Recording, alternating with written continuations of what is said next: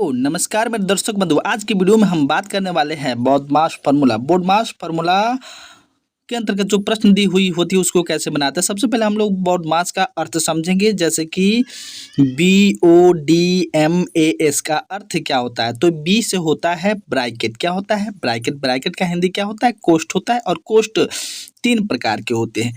पहले कोष्ठ को कहते हैं छोटा कोष्ठ, उसके बाद मझिला कोष्ठ होता है और सबसे बड़ा कोष्ठ होता है। तो कोष्ठ का तीन प्रकार। और ओ से होता है ऑफ। क्या होता है? ऑफ। ऑफ ऑफ का अर्थ होता है का अर्थ होता है गुणा। उसके बाद में डी से डिवीजन होता है। डिवीजन का अर्थ होता है भाग। एम से मल्टीपल होता है। मल्टीपल का अर्थ होता है गुणा। ए से ऐड होता है और ऐड का अर्थ होता है जोड़। और एस से सब्सट्रैक्शन अर्थात क्या होता है? घटाव होता है।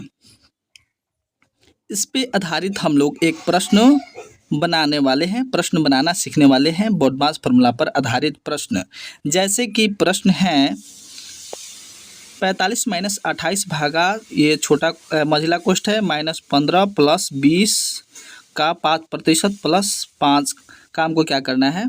हमको हल करना है। यहाँ पे क्या है कि इसको जेम का तो हल देकर लिख देंगे। अब है 20 का 5% है, 20 का 5%, तो इसको लिख सकते हैं 20 गुना 5/100। ठीक है। अब यहाँ पे हम लोग क्या करेंगे? कटाएंगे।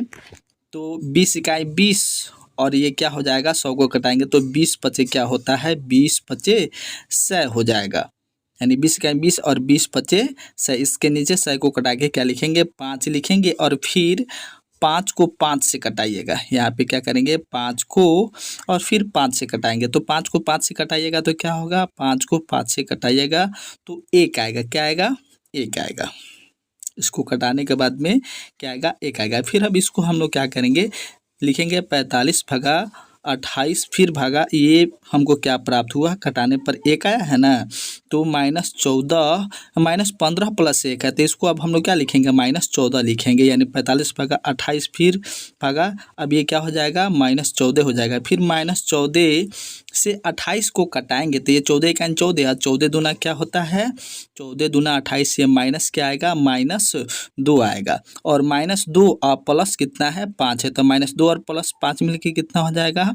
ये हमको प्राप्त हो जाएगा +3। यानी अब इसको लिख सकते हैं 45 भागा 3 ही लिख सकते हैं। तो 45 में 3 से भाग करेंगे तो 15 से क्या होता है? 45 होता है। तो यहाँ पे हमको आंसर के रूप में क्या प्राप्त हो जाएगा?